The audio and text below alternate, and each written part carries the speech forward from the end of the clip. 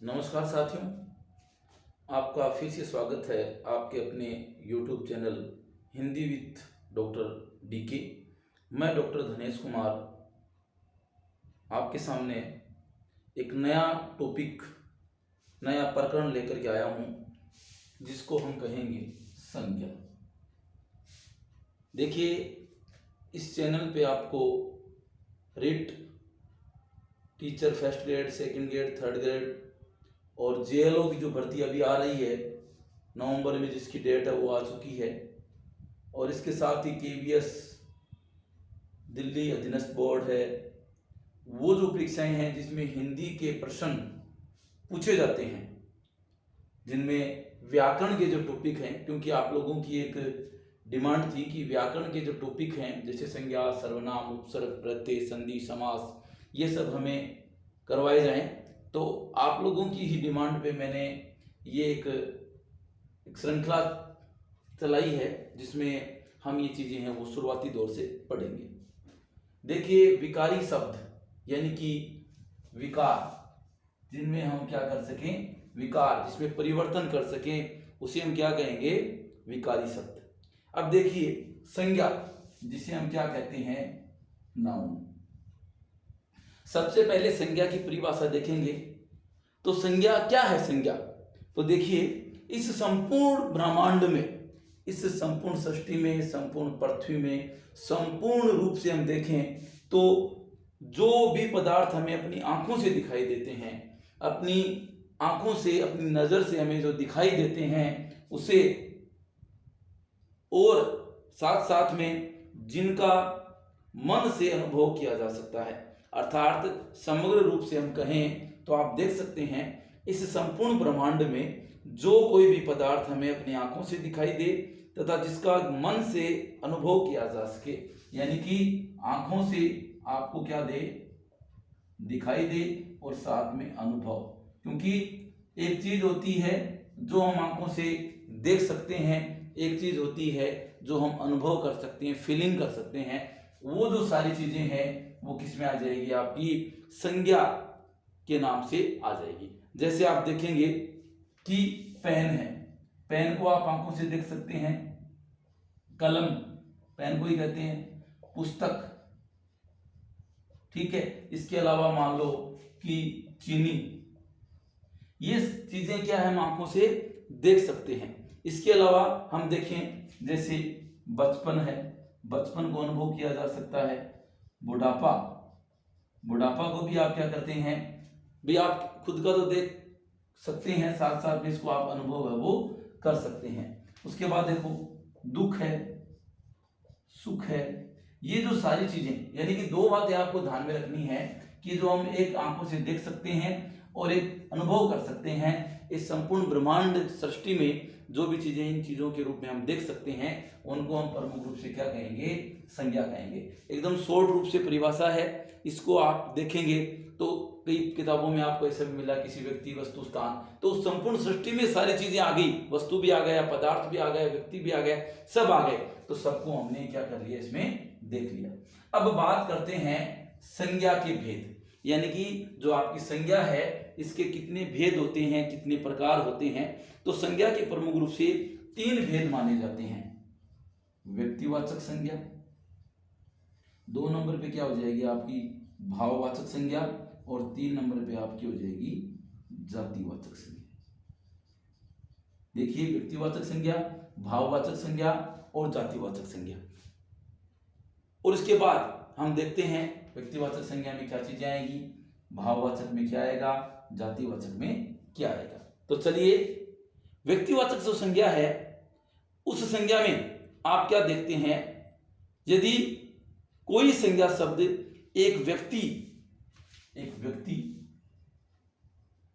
विशेष स्थान,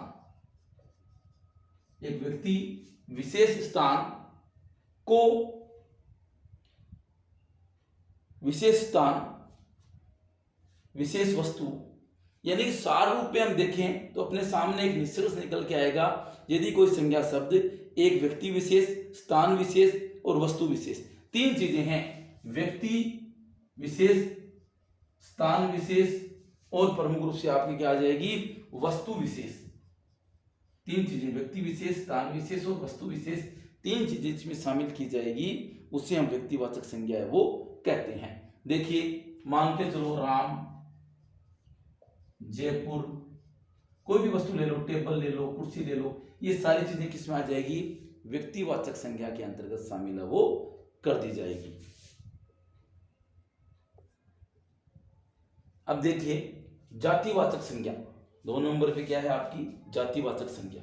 इसमें देखिए यदि कोई संज्ञा शब्द अपनी संपूर्ण जाति, समूह और वर्ग को, यानी कि यदि कोई भी संज्ञा शब्द अपनी संपूर्ण जाति, समूह और वर्ग, जाति, समूह और वर्ग को प्रकट करता है, वहां पर क्या हो जाती है, जातिवाचक। सीधी सी बात है, व्यक्ति, एक व्यक्ति स्थान विशेष के लिए आ जाएगा, व्यक्ति के लिए आ जाएगा। जाति एक समूह के लिए, ठीक है, एक समूह के लिए, एक वर्ग के लिए, एक जाति के लिए प्रकट हम करते हैं। उदाहरण के द्वारा समझेंगे, जैसे हमने देखा महाद्वीप, महाद्वीप क्या है, संपूर्ण महाद्वीपों की एक जाति है। इसी में हम देखें एशिया, एशिया क्या एक महाद्वीप है, यानी कि महाद्वीप क्या है, सारे जो महाद्वीप आ जाएंगे किसमें, जातियों में। एशिया क्या आ जाएगा, व्यक्तिवाचक में, यानी क्या है ये कि एशिया या यूरोप या कुछ भी ले लीजिए आप। उसके बाद देखिए यहाँ पे कि शिक्षक ले लिया आपने, कवि ले लिया, ये किस में आ जाएंगे, आपके जाति में आ जाएंगे, यानी कि सारे प्रमुख रूप से जाति में आ जाएंगे। अब देखो कवि, कवि मान लो आपने ले लिया निराला जी, या आपने ले लिया कबीर, ठीक है, ये सारे क्या जाएंगे, कबीर, ये किस में आएंगे, निराला और कबीर प्रमुख रूप से व्यक्तिवाचक में, और ये कवि और शिक्षक किस में आ जाएंगे, आपके जातिवाचक में आ जाएंगे। तो आप प्रमुख रूप से देखेंगे तो आपको ये नजर आएगा कि जो संज्ञा शब्द है वो प्रमुख संपूर्ण ब्रह्मांड में, जो जिसको हम आप खुली आंखों से देख सकते हैं या अनुभव कर सकते हैं। उसके बाद हम देखें कि 2 प्रकार के हमने संज्ञा शब्द वो देखे अभी, एक तो हमने देखा जातिवाचक और एक हमने देखा व्यक्तिवाचक। उसके बाद हम तीसरा देखते हैं भाववाचक संज्ञा, भाववाचक संज्ञा। भाववाचक संज्ञा में आप देखेंगे कि देखो हमने 2 चीजें देखी थी, एक तो आंखों से देखना और एक क्या करना, अनुभव करना। ये जो अनुभव करना है ये प्रमुख रूप से भाववाचक संज्ञा में आ जाएगा। आप देखेंगे ऐसे संज्ञा शब्द जिनको वास्तविक आंखों से तो नहीं देखा जा सकता परंतु उनको अनुभव किया जा सकता है, यानी कि जो भाववाचक संज्ञा है उनको, उन शब्दों को हम आंखों से नहीं देख सकते, उसको हम अनुभव कर सकते हैं, उसको हम फीलिंग हमारे जो मन हृदय में जो होती है वो होगी, वो भाव है, वो प्रमुख रूप से माना जाएगा। भाववाचक संज्ञा शब्दों की रचना किसी भी जातिवाचक संज्ञा, सर्वनाम, विशेषण, क्रिया, अवयव शब्दों में किसी न किसी प्रत्यय के जुड़ने से होती है। यानी कि जो भाववाचक जो संज्ञा है उसका किस प्रकार निर्माण होगा, वैसे शब्दों का, वैसे शब्दों का जो निर्माण अपने होगा, कोई भी आपका क्या आ जाएगा, विशेषण शब्द, कोई भी सर्वनाम शब्द, कोई भी संज्ञा शब्द, कोई भी क्रिया या अवयव है उसके या किसी प्रत्यय के जुड़ने से क्या बनते हैं, हमारे भाववाचक संज्ञा शब्द है वो जुड़ते हैं। जैसे मान के चलो हमने लिया बच्चा शब्द, जैसा कि आपको पता है बच्चा शब्द क्या है, जातिवाचक है, ठीक है। इसमें हमने क्या जोड़ दिया, पन, यानी आपका क्या जोड़ दिया, पन प्रत्यय हमने जोड़ दिया, तो शब्द क्या बन जाएगा, बचपन। तो देखिए यही मैंने बताया था आपको भाववाचक में कि किसी भी संज्ञा शब्द, किसी भी सर्वनाम, विशेषण, प्रत्यय, अवयव, इन शब्दों को हम जोड़ेंगे तो भाववाचक शब्द जोड़। जैसे जातिवाचक है, जाति क्या है, बच्चा, पन क्या है, प्रत्यय, और शब्द क्या बन गया अपना, बचपन। उसी प्रकार आप देखेंगे स्त्री, स्त्री क्या है, जाति है, और इसमें हम क्या जोड़ देंगे, त्वय प्रत्यय जोड़ देंगे तो क्या बन जाएगा, स्त्रीत्व। और ये भाव क्या है, ये भाववाचक संज्ञा हम लोग समझते हैं। जहां तक मेरा अनुमान है आपको 3 जो भेद हैं संज्ञा के, कौन कौन से, व्यक्तिवाचक संज्ञा, आपकी जातिवाचक संज्ञा, आपकी भाववाचक संज्ञा, उसको आप समझ चुके होंगे।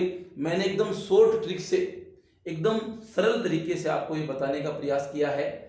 इसी प्रकार हम लोग संज्ञा प्रकरण का ही एक टॉपिक या एक जो वीडियो है वो और बनाएंगे, जिससे क्या होगा कि आपको उदाहरण वो अधिक करवाए जाएंगे। इसी को थोड़ा सा रिवाइज करवा के आपको उदाहरण वो करवाए जाएंगे, ताकि आपका ये जो प्रकरण है वो और अच्छे तरीके से क्या कर सके, आप अपनी कॉन्फिडेंट आप में आ सके। आप संज्ञा से 1 या 2 प्रश्न हर परीक्षाओं में पूछा जाता है, चाहे आप रिट में जाएं, चाहे आप फर्स्ट ग्रेड में जाएं, चाहे आप जेएलओ जो एग्जाम है उसके लिए मैं विशेष तौर से आपको कह रहा हूं कि इस वीडियो को आप जरूर देखें, क्योंकि इससे आपको निश्चित रूप से सफलता मिल सकती है। इसलिए मेरा ये प्रयास रहेगा कि आप प्रमुख रूप से इस वीडियो को अधिक से अधिक अपने दोस्तों के साथ शेयर करें। इस वीडियो को यदि आपको पसंद आया हो तो आप लाइक करें और आप सब्सक्राइब जरूर करें, जिससे क्या है कि मुझे है वो मोटिवेशन मिलता रहे और मैं आप लोगों के लिए नए नित्य अच्छे वीडियो और वो भी आपके हिंदी व्याकरण से संबंधित लेकर के आता रहूं। तो मिलते हैं नेक्स्ट वीडियो में, तब तक के लिए धन्यवाद। खुदा हाफिज, अल्लाह हाफिज।